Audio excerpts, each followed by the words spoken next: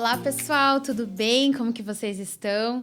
Estamos aqui para mais um episódio do nosso Forecast, esse quadro tão especial que tem edificado muito as nossas vidas. Espero que vocês já tenham assistido aos outros episódios que a gente gravou. Se você não assistiu, depois que terminar esse, vai lá, assiste a nossa playlist, compartilha, comenta, coloca sugestões que a gente quer trazer mais e mais histórias inspiradoras para vocês. E hoje não poderia ser diferente. Hoje eu tô com uma pessoa que tem uma história muito linda. Ela me mandou vários áudios hoje, eu pude conhecer um pouquinho mais.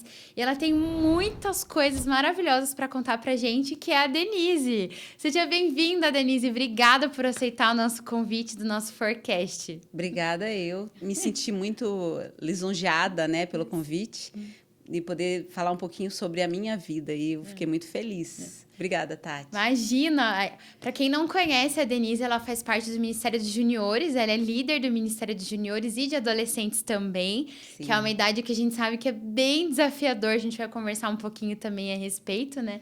Mas para começar, a gente quer conhecer a Denise. Quem é a Denise? Como que começou a sua vida, essa caminhada dentro do ministério? Como que foi? Conta pra gente um pouquinho. Então, eu saí de casa, eu tinha 14 anos, vim morar aqui em Curitiba para trabalhar numa casa de uma família onde tinha uma filha que ela tinha problemas respiratórios muito graves e nenhuma babá conseguia cuidar dela, administrar comida e remédio para ela. E aí eu fui chamada para vir. E eu vim, e ali foi onde começou toda a minha vida, né? Toda em todos os sentidos, principalmente espiritual. Porque através dessa família, a minha patroa, ela é evangélica, da Igreja Batista. Sim. E aí ela começou a me levar e investiu em mim para ir para retiros, acampamentos. E eu aceitei a Jesus, eu tinha de 14 para 15 anos, aceitei a Jesus, né? E ali começou a minha vida com Deus. A minha intimidade com Deus, aonde tudo que eu precisava eu pedia para Ele. Né? Eu tinha uma tristeza muito grande acerca da minha mãe, que tinha me deixado vir. Eu achei que naquela época não daria para deixar uma menina de 14 anos sair de casa e vir. Muito jovem, né? Muito jovem. Você morava onde antes, Denise? Em Califórnia, no norte do Paraná. No norte. É longe, né? Dá uns 400 quilômetros daqui, né? É longe, é uma mudança bem radical, muito. Né? Eu não entendia nada, não sabia nada. Eu vim crua, né, na realidade. E através dessa mulher que me acolheu aqui, o nome dela é Dona Rita, eu amo ela é como uma mãe para mim, porque ela que me ensinou tudo que eu precisava na adolescência, ela né? investiu realmente na sua vida. Ela investiu, que ela não, de repente, não investiu nos filhos, né? Ela investiu na minha vida, espiritualmente falando, né? E graças a Deus eu permaneço. Como é importante ter essas pessoas que investem na nossa vida, né? Seja na questão de oração, de busca, porque Deus já tinha um propósito, apesar que você saiu tão novinha lá da sua cidade, veio para uma cidade grande, uma cidade totalmente diferente. Deus já sabia que você precisaria estar ali naquele lugar para, né, completar aí a obra, né? Sim. E aí, depois que eu aceitei a Jesus, eu já comecei a trabalhar com criança, né? O meu ministério começou com criança. Você sempre gostou de criança? Amei, sempre. Assim que eu me converti, com 14 para 15 anos, já fui para a sala para começar a dar aula para criança. Comecei na Batista. Só que aí, passando o tempo, eu decidi buscar mais de Deus. Eu queria conhecer Deus mais profundamente, né? Não só ouvir falar em línguas, mas eu queria falar em línguas. E a Igreja Batista tem, né, as suas formas e tem ali seus limites. E eu vim para a Quadrangular. E a Quadrangular, 33ª do Capão do Centenário. E foi ali que eu comecei a buscar o Espírito Santo. E de 15 anos para 16, eu já fui batizada no Espírito Santo. Olha que bênção. Fui batizada em águas lá na Batista, né? Daí vim para a Quadrangular, fui batizada no Espírito Santo. E ali eu comecei a buscar os dons também, porque eu sempre fui muito curiosa sobre dons espirituais. Sim. E eu comecei a me aprofundar mais e mais sobre dons espirituais. E Deus foi me dando, conforme a misericórdia dele. E ali eu comecei a ficar jovem, né? E aí desejei casar. Sim, chegou aquele momento, né? Momento que eu queria ter alguém, mas eu nunca fui uma pessoa namoradeira. Eu sempre fui muito sorridente, muito falante, mas nessa parte sentimental, eu sempre tive um pé atrás. Você era mais reservada, muito assim, reservada. Né? Porque dentro da minha casa, o meu pai sempre bebeu.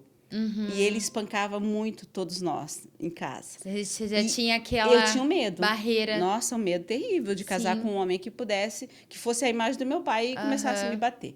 Então, uma das coisas que eu fiz foi um propósito com Deus. Eu falei, Senhor, eu vou ficar 1 ano em oração.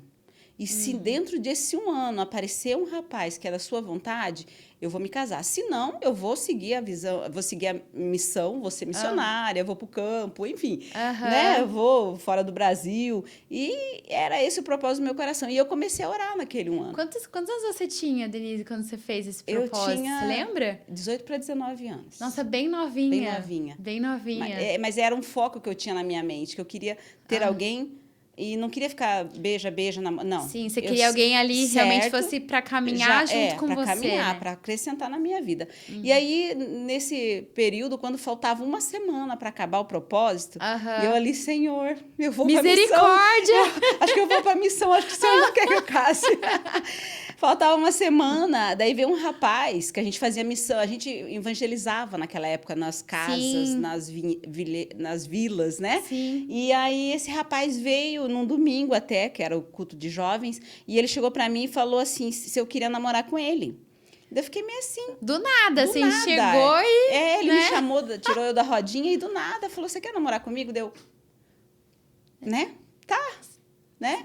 E aí, eu comecei, naquela hora eu aceitei, daí ele falou assim para mim, eu estava pedindo a Deus, porque eu gostava de você há 2 anos já, e eu estava orando a Deus, para Deus confirmar se era você para minha vida. Sim. E daí hoje eu decidi te pedir namoro. Mal você sabia que os dois estavam orando ali, cada um no seu canto. E a gente era só amigo. E ele era muito tímido, então a gente não conversava sobre nada. Só que daí naquele dia eu fui para casa, né? Domingo para segunda eu fui para casa, eu não senti amor por ele. Eu gostava, né? Achava um cara interessante. Sim, um rapaz legal, assim. Mas daí, já que eu era de propósito, falei, Deus, vou fazer um propósito hoje. De hoje até 1 semana, até a semana que vem. Se eu não sentir nada por ele, eu vou desmanchar. Mas se eu sentir, eu entender que é do Senhor. Sim. Então, o meu propósito não vou ligar para ele durante essa semana. Eu lembro que eu fiz propósito de manhã na segunda. Quando era no final da tarde, eu já queria falar com ele. Já tava com saudades. Meu Deus, eu sentia muita falta dele. E aí, eu lembro que eu liguei para uma amiga minha e falei para ela, liga para ele, porque eu não posso ligar. Eu tô em propósito, querendo dar um jeitinho. Dá um jeitinho ali, né? E aí, ele ligou para mim. Ali eu percebi que realmente era o homem que Deus tinha preparado para mim, sabe? E depois disso, a gente se casou. Hoje já faz 30 anos que nós somos casados. Olha que bênção. Ele é aquele homem que te faz amar ele todos os dias. Sim. Porque ele faz algo diferente todos os dias, que você pensa...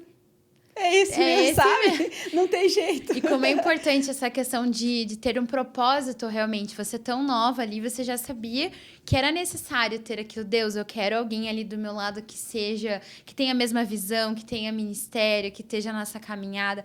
E o quanto é importante hoje os jovens terem isso também. Sim. De realmente pedir alguém para Deus. Porque muitas vezes, principalmente adolescente nessa fase, né? Que começa a querer procurar namorado, querer procurar, assim, e acaba dando tiro para tudo quanto é lado. E isso não é legal. Então, assim, teu exemplo, eu acho que é muito, muito bacana da gente reforçar isso. E realmente colocar, Deus, eu quero alguém ali do meu lado, ter realmente o propósito e seguir aquele propósito. Você não quebrou o propósito, você foi em frente até que Deus respondeu, né? Sim, porque o propósito do meu coração era casar e nunca ter dormido com homem nenhum. Sim. Nunca ter beijado homem nenhum. Era o propósito do meu coração.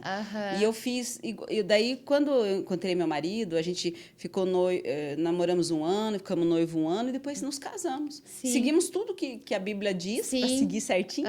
Aí tive a minha filha, o meu filho. O problema hoje, eu vejo, dos adolescentes é que eles acham que o Deus que fez isso na minha vida não faz mais na vida de hoje.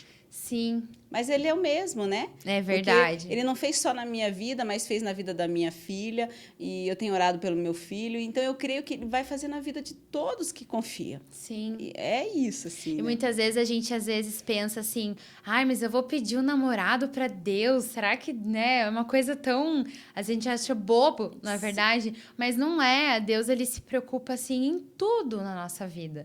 Com todos os detalhes. E principalmente com aquela pessoa que vai estar do nosso lado caminhando com a gente. Porque é uma decisão tão importante, você saber escolher certo. né? É que nem você comentou, você já tinha uma barreira ali, porque você já tinha um histórico com o seu pai. Então, às vezes, isso faz com que a gente, puxa, será que realmente é? Será que realmente não é? Mas colocando diante de Deus, ele vai abrir nossos olhos e vai mostrar quem realmente é a pessoa, né? Então, se os seres humanos, né? Vamos pôr seres humanos, nem junior, nem adolescente, pudessem entender que se Deus não estiver na sua vida sentimental, a sua vida, infelizmente, não será bem-sucedida ao longo dela. Porque uma vida sentimental fora do alicerce de Deus, infelizmente, destrói todas as outras. Você pode ser rico financeiramente, você pode ser tudo. Mas se você não tiver alguém que divida a sua vida com você, você não é feliz completo. Sim. Não só você, como até a família, né? Acaba destruindo família, tudo. Acaba envolvendo, às vezes, um filho. Então, assim, é bem complicado. Então, assim, é importante a gente colocar essas coisas diante de Deus, né? Imagine 30 anos aí casados, né? Sim. Olha que bênção, né? Sim. E como que foi depois, assim? Como que você entrou para o Ministério de Juniores e Adolescentes, assim? Então, aí depois que eu saí dessa igreja da Batista, eu fui para Quadrangular, fiquei lá um tempo, trabalhei com criança, mesmo casada, continuei trabalhando com criança. Só que daí era longe, porque daí eu morava em Pinhais. Casei e fui morar em Pinhais com meu marido. Então, era longe pegar ônibus, a gente não tinha carro, né? Tinha que ir de ônibus e tudo. E aí, decidimos, então, começar a trabalhar na 15ª, ali em Pinhais. Que hoje é a primeira igreja, né? E aí, comecei a trabalhar lá com criança ainda. Na segunda-feira, a gente tinha culto. Graças a Deus, lotava, era bem bênção, assim. E aí, fomos lá pro... Meu Deus, como é que é o nome do bairro ali? O Jardim... O Privé. Ali em Pinhais também, mas era outro bairro já. Ali eu comecei a trabalhar com juniores, porque ali era uma igreja muito carente, ela não tinha trabalho com criança, muito menos com juniores. Então eu comecei um trabalho com criança e aí também montamos um trabalho de juniores, sabe?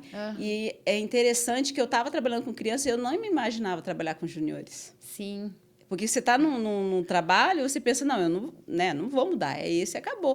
Mas não é, quando Deus muda, é Ele que muda e acabou, né? Ele capacita, né? Ele nos capacita. Daí, eu comecei a trabalhar, o meu filho daí já era junior, a minha filha também, comecei a trabalhar, então, com essa idade de junior, sabe? Foi maravilhoso, assim, eu amo trabalhar com esse ministério infantil, junior e adolescente. Eu amo. São idades, assim, que eu me vejo neles. Você se identifica. Quando eles vêm contar os problemas deles, são os mesmos que eu vivi no passado. Sim. Com a minha família, a destruição de lares, a decepção de muitas coisas. Então, é tudo que eu vivi. Então, eu consigo entender eles. E você vê como é incrível os propósitos de Deus, né? Com certeza, quando você passou por tudo isso, a gente sempre, nossa, por que comigo tá acontecendo? Mas lá na frente, hoje, graças a isso, você consegue ajudar esses juniores, esses adolescentes que estão ali precisando de um socorro. Sim, de uma palavra. De uma palavra, porque para eles é muito difícil conversar certos assuntos dentro de casa. Não conversa. Eles não têm, às vezes, uma pessoa de confiança, assim, para eles é muito mais fácil alguém de fora do que, né? E ali você tá como realmente uma referência ali para eles, né? Eu procuro, né, ser. Então, eles vêm contar problemas de casa, problema com o pai, mãe, com os irmãos, com os amigos, enfim. E aí eu consigo, pela misericórdia de Deus, explicar para eles como funcionam as coisas, para eles não errar. Sim. Sabe? Para eles não cair, depois vir, ai, tia, eu falo, olha, mas eu falei para você, né? Olha o que você tinha que fazer. Vai por esse caminho que dá certo, né? Para que andar no outro lado? Você pode andar aqui.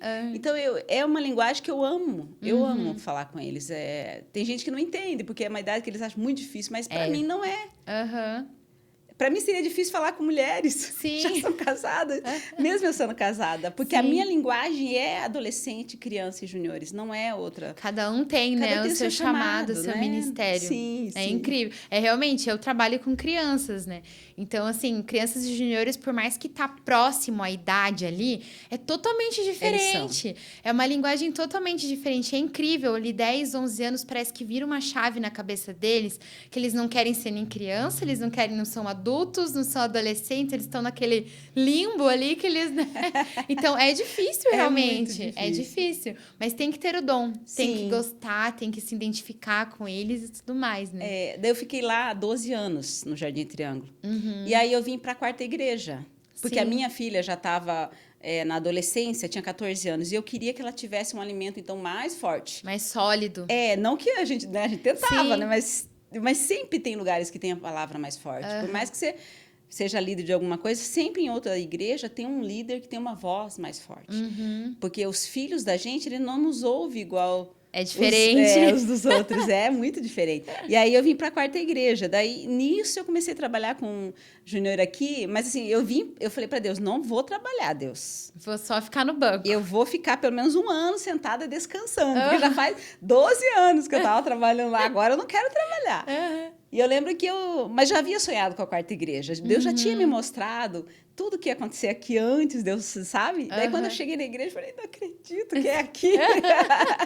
E aí eu lembro que eu estava sentada no banco num culto de sábado. Daí o pastor Agostinho mandou me chamar. E eu fui lá embaixo, e daí ele falou assim... ele não me conhecia, nem eu conhecia ele. Mas ele falou assim, fiquei sabendo que você é a Denise, que você trabalhou com o Júnior em tal igreja. E eu queria saber se você não quer... assumir aqui. Eu falei, pastor, não, pastor. Como que você me achou, por pastor? favor, eu estava escondido ali no sábado. E ele falou assim, daí ele comentou que o Cláudio tinha dito, o esposo da Tati, que eu sou muito grata a ele hoje, porque senão, ele foi um instrumento ali. de Deus para falar sobre mim e eu poder trabalhar. E aí eu comecei a trabalhar na rede de juniores e acho que eu já estou, 15 anos aqui. Nossa, muito tempo. Sim, passa muito rápido, muito rápido. Muito rápido. E adolescente foi muito interessante, porque daí eles eram juniores e se tornaram adolescente. E não queria sair do convívio ali com a gente. Cria um vínculo, né? Sim. E aí eu comecei a trabalhar com eles. Eu lembro que na época a gente tinha mais de 50 adolescentes. Nossa, é bastante. Porque eles eram juniores, se tornaram adolescentes e não queriam ir para lado nenhum. E ali a gente começou a trabalhar. Aí, teve um momento da vida que foi passado para outra liderança, glória a Deus. Mas daí o pastor achou por bem eu pegar novamente. Então, ele me chamou de volta e a gente está aí agora trabalhando. E graças a Deus, no retiro que nós tivemos de adolescente, tínhamos mais de 90 adolescentes. Nossa, que bênção. Tava maravilhoso, meu Deus. Eu sentia a unção de Deus no louvor. Sim. No louvor a gente via adolescentes assim.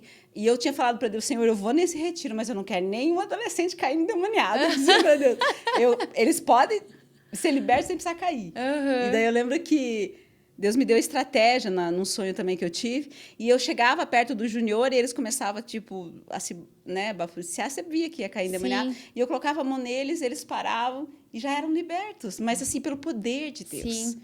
Eles são tão sedentos pela presença de Deus. Os adolescentes, às vezes, eles buscam em vários lugares preencher um vazio que eles não sabem o que é, mas a gente sabe que é Deus. É Deus. É Deus que consegue preencher ali na vida deles, né? Sim. Porque a adolescência é um negócio complicado, porque eles estão, tanto fisicamente como mentalmente, são tantas transformações, tantas mudanças, e eles precisam disso, né? Então, você conseguir reunir 90 adolescentes num retiro para louvar e para adorar a Deus, depois assim, do carnaval. Depois do carnaval, é maravilhoso.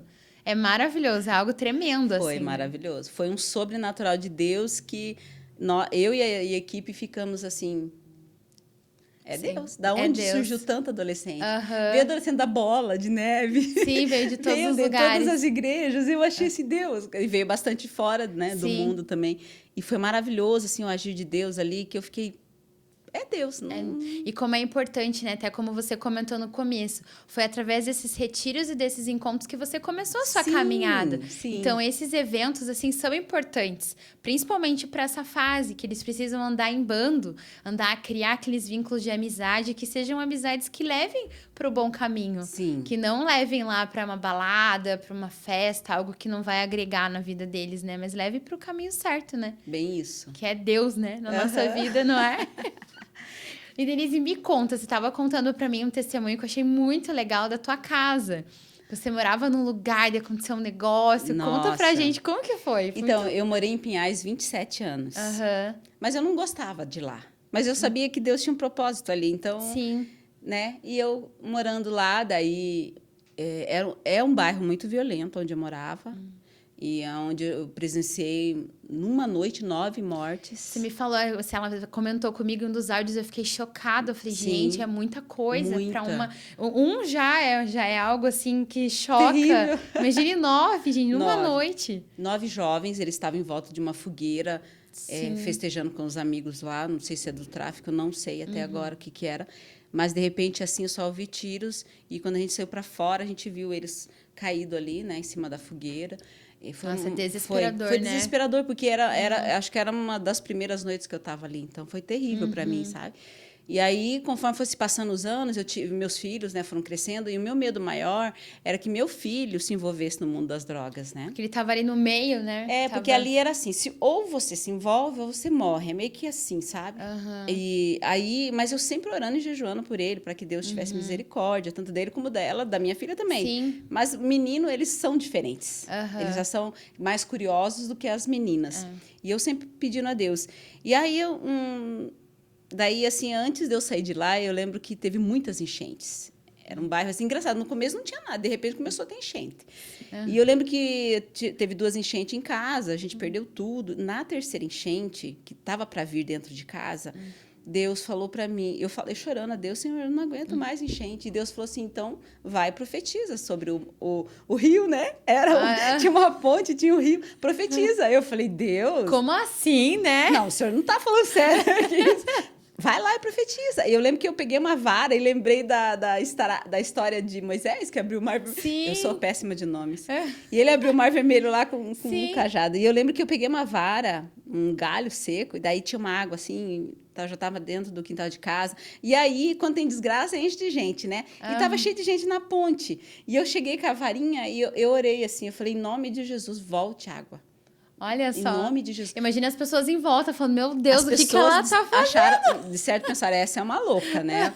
E aí a água retornou ao rio. E ela não encheu mais a minha casa daquele dia em diante. Olha só. Ela não encheu mais. Então, eu vi ali o poder de Deus, como Deus estava comigo. Sim, cuidado, né? É meio que assim, não importa onde você está, eu vou estar com você. Sim. Sabe? E aí, aconteceu esse fato do rio. Aconteceu quando eu estava atravessando a linha de trem para ir buscar meus filhos na escola. Aconteceu um fato também que veio 2 caras armados, assim, para me assaltar. Roubar. E eu dizia assim, Deus, eu não aceito ser roubada. Primeiro, não é nem pelo bem material, que não tinha nada. Mas segundo, é pelos traumas que fica. Porque você fica com medo, você não sai mais de casa, aquela coisa toda que o ser humano tem. Sim. E aí eu lembro que eu levantei os braços para cima na hora que os ladrões estavam vindo e eu orei. E eu disse, em nome de Jesus, vocês não vão me assaltar. Quando eu olho para trás, assim, os ladrões tinham ido embora. Você viu? Eu acho que eles falam, gente, que é isso? Que louca é essa? Eu acho que era umas, sei lá, era... Porque 5 horas eu tinha que pegar eles. Então, devia ser umas 4 e alguma coisa da tarde, um sol quente. E eu com a mão levantada no meio do trilho de trem, sabe? Não esqueço disso, foi bem interessante. Mas é a tua conexão com Deus. E como é importante a gente ter essa conexão com Deus, porque talvez ali na hora, o medo às vezes podia paralisar. Ele podia te paralisar, você teria sido assaltada, teria ficado com aqueles traumas e tudo mais. Mas a tua reação, não, vou amor, Deus, me ajuda aí, né? Põe a mão, Senhor. Põe a mão, faz alguma coisa. E aí eu lembro que eu fiz uma oração a Deus, né, um dia. Eu falei, Deus, eu quero ir embora daqui, não aguento mais. Já deu para mim aqui. Eu não sou feliz aqui. O senhor sabe que eu não sou. Sim. E aí eu lembro que Deus falou, então você vai abrir uma célula antes de você ir. Eu falei, mas Deus, quero ir embora, o senhor quer que eu abra uma célula ainda de juniores? Eu falei, por favor, Deus. E aí tinha uma família perto da minha casa, que ela era uma família... Tinha uma família perto da minha casa. E essa família estava precisando muito de ajuda. E eu lembro que eu fiz a célula e elas vieram, da esquerda, da direita... Foi surgindo as pessoas, você sabe né? Deus vai enviando. Quando você tem um chamado de Deus que você não precisa fazer força, vem o povo, tem é meio imã. que isso. Encheu a casa era pequena, encheu de adolescentes, juniores e criança. E ali orando, assim, de repente, um menino de 6 anos aceitou Jesus. Olha que benção. De 6 anos. Ele falou, eu quero esse Jesus. É tão lindo de ver. Foi maravilhoso esse dia. A menina, a irmãzinha dele, contou a situação do abuso que ela tinha em casa. A gente pôde intervir. Foi maravilhoso.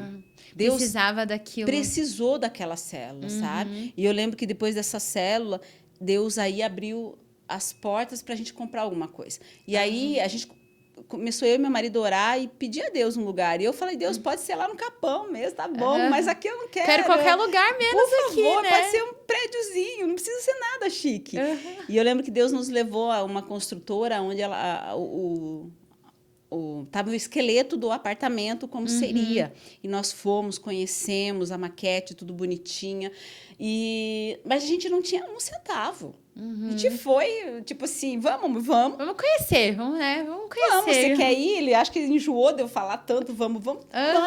E a gente foi lá, e daí o rapaz falou os valores. Falou o valor que seria o apartamento, o valor da entrada, o valor disso. Tá bom. E aí, fomos para casa, mandamos toda a documentação para a construtora, para aprovação, liberação de entrada e tudo. Eles lá na segunda-feira, a gente foi isso no sábado. Na segunda-feira, Denise, está tudo liberado, viu? Vocês podem começar a dar entrada. Aí, pro meu marido, da onde? E agora Deus... Da onde a gente vai dar entrada, meu Deus? Não temos. Sim. Mas aí Deus foi provendo de uma tal forma que o salário do meu marido era X, foi para o Y, sei lá, W. De tão alto que foi. E aí a gente começou a dar as entradas, ficamos 2 anos dando entrada. E eu lembro que eu ia todos os domingos lá, e eu andava em volta igual a muralha de Jericó. Sim. E falava, Deus, eu tomo posse desse lugar é meu. Eu não quero saber. Era bem na época das falências de empresa, de construtoras. Eu disse, Deus, não quero nem saber. O Senhor disse que é meu, e é meu. Eu já tomei posse. E antes disso, eu tinha tido um sonho. E esse sonho, Deus me levava até um lugar, porque eu tinha tido uma decepção muito grande, espiritualmente falando, numa igreja. E Deus mostrou para mim assim, Denise, você está vendo esse campo verde? Eu dizia, sim. Ele dizia, você está vendo além desse campo verde? Eu dizia, não, Deus. Ele falou assim, então, esse campo verde, além do campo verde, eu te darei por herança sobre a terra. E quando esse apartamento estava pronto, nós já tínhamos dado todas as entradas. E eu entrei nesse apartamento e eu olhei para a sacada e eu vi o que Deus tinha falado. Você viu a visão ali na sua frente. Eu pude ver a visão do sonho que eu tinha tido, que Deus ia me dar aquele lugar para morar, sabe? E aí, depois disso, hoje em dia, graças a Deus, Deus nos ajuda tanto que a gente pode pagar 2, 3, 4 parcelas juntas, num valor absurdo, que a gente nunca sonhou, e a gente consegue pagar. Foi um ato de fé que vocês tiveram. Vocês saíram sem, ai meu Deus, o que eu vou fazer? Mas você já tinha uma palavra, na verdade, de Deus, que Deus ia te tirar daquele lugar. Você não sabia para onde Deus levaria, mas você teve um ato de fé, de ir lá. E como é importante isso? Até uns outros episódios dos podcasts, a gente sempre fala sobre isso. Que a fé, realmente, você tem que dar um passo sem enxergar aonde você está indo. Porque você tem que tomar atitude para Deus fazer. Porque se você já tem a palavra, você toma posse, mas se você ficar ali parado, estagnado, esperando as coisas acontecerem, não vai acontecer. Não.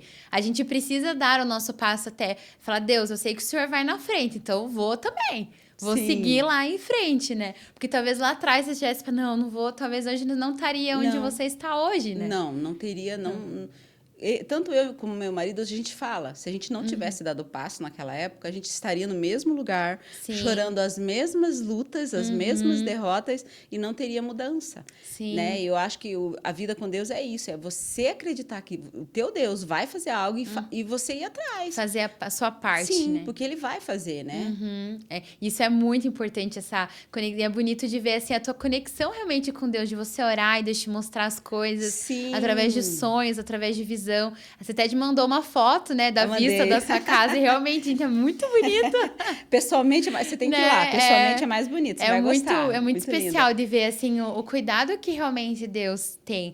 Porque você estava ali naquele lugar também com um propósito. Tinha um propósito. Isso a gente tem que entender também, porque muitas vezes Deus nos leva para lugares que nos deixam desconfortáveis, que incomoda, que é um lugar que a gente acha, puxa Deus, o que eu estou fazendo aqui? Mas, assim, Deus tinha um propósito naquele lugar, com a sua vida, com a célula. Tenho certeza que aquela célula não foi só para uma criança, para 2, mas transformou famílias realmente que precisavam ouvir daquela palavra. E como é importante a gente entender isso e não murmurar. Porque muitas vezes a gente fala, ai Deus, mas eu tô aqui, eu não gosto desse lugar, né? Seja trabalho, seja casa, seja independente do lugar que for, a gente tem que se perguntar, Deus, o porquê eu estou aqui? Qual é o propósito de eu estar nesse lugar? Sim. Porque é pra gente parar, às vezes, de olhar com os nossos olhos mundanos, vamos dizer assim, e olhar com os nossos olhos espirituais, né? Sim. Pra enxergar lá na frente, né? As coisas, né? Bem isso, né? Eu queria falar um pouquinho sobre a minha vida.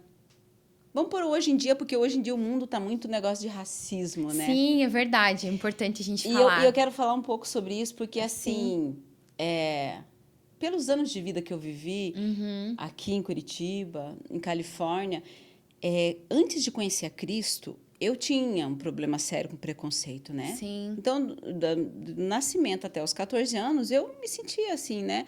Alguma coisa sobre preconceito. Mas quando eu conheci a Cristo, eu tive uma coisa em mim e uma certeza. Que Deus não me fez negra por um acaso. Ele me fez com um propósito de ser negra. Sim. Que Ele me ama por eu ser negra. Que eu sou bela por ser negra. Então, quando alguém fala alguma coisa da minha cor, isso não me atinge. Porque eu sei o que eu sou em Cristo. Eu sei que Deus, tudo que Jesus conquistou na cruz, Ele não conquistou somente para uma pessoa branca, uma pessoa asiática, etc. Ele conquistou para todos os tipos de pessoas. Então, assim, eu posso dizer para você que eu nunca levei a sério essa parte de racismo. Não que não seja, tem muita gente que sofre. Sim. Mas eu não sofro porque eu fui liberta. Eu entendi que quando Deus morreu por mim, Ele levou tudo. Todas as escravizações, sim, essas amarras, que me amarravam de alguma forma. Toda a palavra maldita que, de repente, poderiam me ferir, não me fere mais hoje. Hoje, se alguém me falar, você é preta, sim, eu sou preta. Ah, mas você tem o cabelo ruim? Tenho. Né? No entanto, eu faço progressiva. Então, eu sou muito bem resolvida sobre questão racial. Eu não tenho preconceito. O que eu tento levar para os juniores da nossa igreja, adolescentes, que eles têm que entender uma coisa. Eles nasceram negro. Isso não vai mudar. Eles não vão ser branco porque eles não aceitam ser negros. Ou porque alguém chamou ele de negro. Ele vai continuar sendo negro. Mas ele tem que aprender a adaptar a vida dele, que ele existe, que ele é um negro, com a vida com Cristo, que é muito mais importante. A vida lá fora, você vai alcançar vitórias, não importa a sua cor. Você vai conseguir o seu espaço. Não importa o tom da sua pele. Importa que você siga um Deus que vai abrir as portas para você. Isso que eu achei legal, que quando a gente estava conversando nos bastidores, né? Uma frase que você falou, eu sei quem eu sou em Cristo.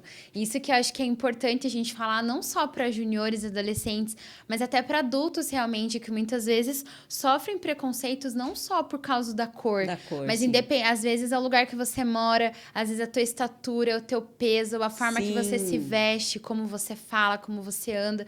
Hoje em dia existem vários tipos de preconceito, mas a gente precisa entender quem nós somos realmente em Cristo, que essas características físicas, vamos dizer assim, elas não são limitantes. Não nos define quem nós somos. Não nos define, porque até assim, Deus nos fez assim com um propósito. Deus nos ama dessa forma. E isso não vai ser um limitador para eu alcançar os melhores cargos, para eu alcançar as melhores coisas na vida. Sim, uma coisa que eu não relatei para você é que quando eu estava morando ainda com os meus pais, eles sempre citavam que nós negros não deveríamos casar com brancos. Olha só. Era um preconceito que existia já dentro da família dentro negra. Da família. Né? Porque a minha família é negra. E aí minha mãe achava que se eu me casasse com um branco, eu poderia sofrer porque o branco não ia me valorizar. Acho que foi, não sei se foi minha mãe ou meu pai que falou, um dos dois. Porque eu nunca mais esqueci. E quando eu conheci meu marido e levei lá, meu marido foi até a cidade, pedi a minha mãe em casamento para os meus pais, foi bem moda antiga, assim, muito legal. Nossa, eles amam meu marido. Sim, e seu marido é branco. Ele é branco. Né? Eles perguntam do meu marido e de mim depois, mas primeiro é meu marido. Porque meu marido é muito importante. Então, eu acredito que Deus permitiu também, né, o meu marido ser branco, poderia ser negro. Né? Independente. Eu não orei por cor, eu orei por alguém. E Deus permitiu que ele fosse branco para mostrar para a família minha também que não existe isso de preto e branco.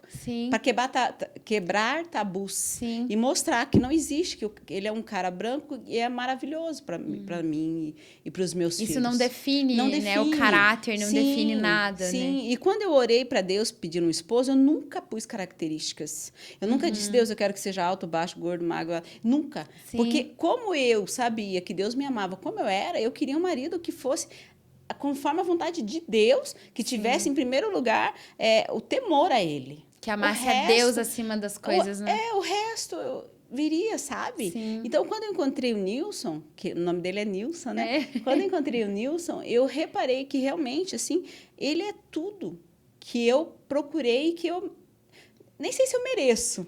que você precisava, na verdade, Mas que Deus sabia, né? Ele me completa. Hoje nós temos 31 anos de casados, e eu não vou dizer para você assim, são 31 anos de casado, mas a gente vive a tranco. Não, não vivemos tranco e barrancos. Nós somos casal, de verdade, nós conversamos. Companheiros, amigos, nós discutimos coisas familiares, sobre empresa, que hoje, graças a Deus, a gente tem uma empresa. Até isso, a gente tem uma empresa de ramo de ferro e aço. Então, assim, tantas coisas, nós somos casal de verdade. Sim. Nós não somos casal de aparência, que muitos acham bonitinho andando na igreja. Não, nós somos casados de verdade. De verdade. Era isso que eu queria. Eu sempre falei para ele, eu não quero ser um casal de aparência, que as pessoas olhem e dizem, nossa, que bonitinho, mas em casa se matam. Não. Sim. Nós somos um casal de verdade. De verdade, né? Muitas vezes, quando eu posto nos meus stories lá sobre meu marido, é real. Não é uma historinha, um continho de fada. Uma novelinha, não, né? Ou alguma coisa que alguém quer mostrar. Não, não quero mostrar. Eu sou aquilo. Sim. Eu sou feliz. E isso que é legal, de ser realmente verdadeira. É o que a palavra diz, na verdade. Você ser sim, sim e não, não. Então, assim, quando a gente vive dentro de um propósito também de Deus e a gente entende que realmente aquela era a pessoa para estar do teu lado, as coisas acontecem. Não que não tenha problemas, não que não tenha dificuldades. Sim. É óbvio, a gente é ser humano, a gente não é perfeito nem nada. Mas, assim, quando Deus coloca realmente a pessoa certa ali, tabus são quebrados, preconceitos são quebrados, situações, problemas aparecem, mas é mais leve, se torna mais fácil enfrentar aquelas dificuldades, porque você sabe que tem uma pessoa ali que tem a mesma visão que você. Sim. Então, é incrível, é incrível de viver isso. Sim, eu não sei quanto tempo a gente tem, mas eu queria só falar... Pode falar. Tem uma coisa que me chamou muita atenção, foi que antes de eu ter a minha filha, eu orava a Deus por ela. Sim. Porque o meu sonho era ter uma filha menina primeiro. Uma menina. Era o sonho. E eu lembro que quando eu fui fazer exame e ecografia, deu que era um piá. E eu mobilei a casa do jeitinho que eu podia. Sim. Fiz roupinha, tudo, toda de menino, toda. E aí eu lembro que uma noite eu passei mal e o Nilson me levou para o hospital. E chegando lá, o médico me pôs no soro, disse que não estava no tempo, né? E ele falou para mim assim, você quer saber o que é? Eu falei assim, eu já sei, doutor, mas se o senhor quiser falar... Ele falou assim, é uma menina. Eu falei, meu Deus! Como assim, doutor? Tem certeza? Não é possível. Eu voltei pulando, eu voltei feliz. Aí eu lembro que eu naquele outro dia, acordei cedinho, fui andar assim pelas lojinhas para procurar coisinhas rosas. Porque o meu sonho era ter roupinhas rosa para ela.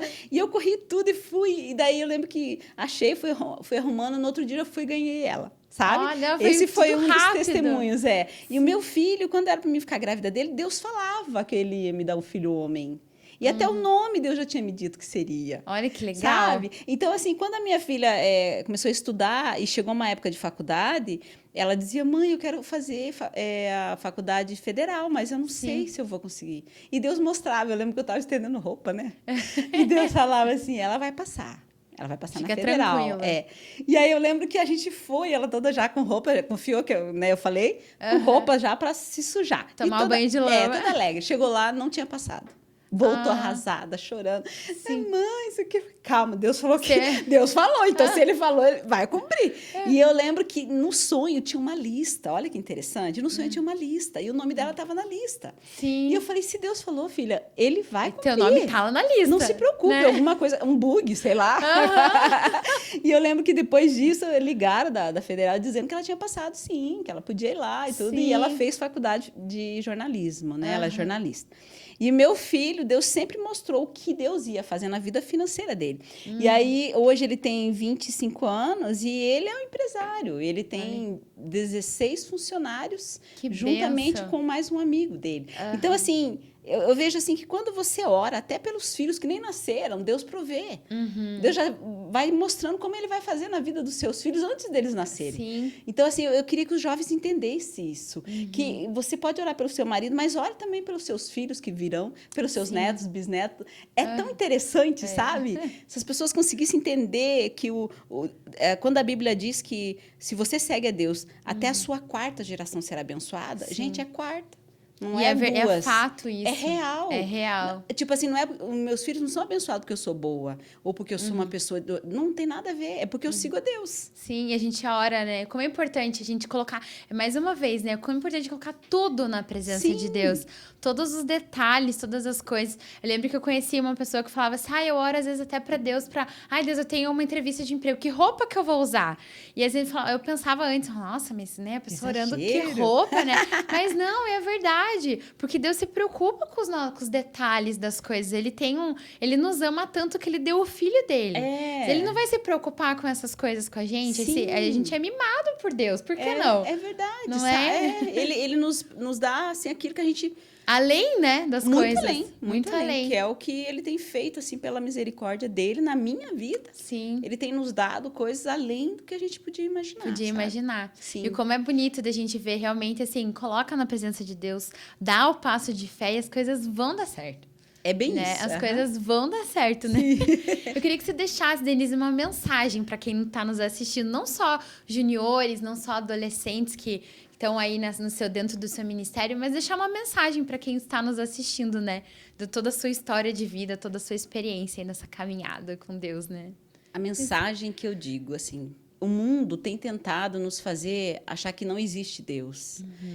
Que foi um estouro que tudo se formou e que talvez existe um outro Deus, não o Deus verdadeiro que nós servimos.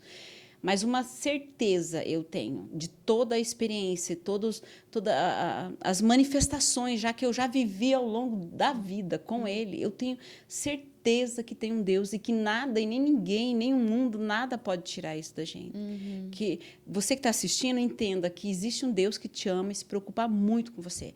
E Ele quer cuidar dos mínimos detalhes da sua vida. Ele não quer cuidar só do espaço da educação ou só de uma profissão. Ele quer cuidar de tudo. E se você entregar nas mãos dele tudo, ele vai fazer 100 vezes mais sobre sua vida. E você vai ser tão abençoado que você vai parar e vai dizer, eu nem merecia isso nada. Mas eu tenho porque eu confiei nele. Sim, é graça.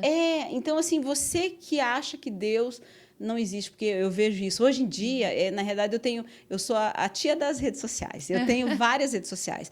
Por eu trabalhar com adolescente, não tem como eu ficar só olhando aqui. Sim, eu tenho que olhar no mundo tudo. deles, né? E eu tenho muitas redes sociais. Eu só brinco com eles. Eu só não tenho aquele que é de namoro porque eu sou casada, né? Eu não sei o nome, tem o nome lá. Eu não tenho esse porque eu sou casada, mas o resto eu tenho. Por quê? Porque eu preciso entender como funciona o mundo lá fora para ensinar eles. Sim. E eu vejo que o mundo lá fora, eles querem, por A e B, mostrar para você que você está errado. Que você serve um Deus errado, que você está no caminho errado. E se você aceitar isso, quem vai perder é você. Porque a certeza que eu tenho é que existe um Deus que mudou a minha vida, que me tirou de um câncer, onde eu tive um câncer, ele me libertou de um câncer, ele mudou a história da minha vida, sabe? Se hoje eu vivo, é por ele. Sim. Sabe? Não tem nada e nem ninguém que possa mudar o que eu penso sobre Deus. Deus é tudo para mim. E é isso. E é tão legal de ver a forma que você fala é contagiante. Isso é muito legal de ver, assim, não só para adolescentes, mas para adultos realmente, que às vezes se questionam, né? Puxa, mas Deus... Não, Deus existe, Ele fez na minha vida. Se Ele fez na minha vida, Ele pode fazer na tua também, né? Ele pode. Então, Denise, eu queria muito agradecer você por compartilhar essa história muito rica de detalhes, muita coisa pra gente comentar. Eu sempre falo isso, mas é muito verdade. Se deixar, a gente fica horas conversando. Verdade.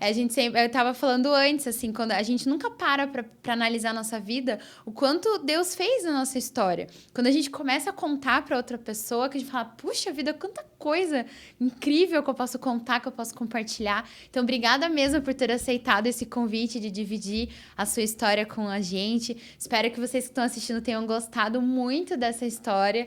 Se querem trazer a Denise para fazer mais alguma coisa, comentem aí, curtam, que a Denise volta, né, Denise? Amém! Para contar mais coisas pra Sim. gente. Então, compartilhe esse vídeo com o junior, com o adolescente ou com o adulto para ver como Deus cuida de cada detalhe da nossa vida. Sim. Amém? Amém. Então, gente, espero vocês na próxima. Curta, deixa o like aí, tá? Tchau!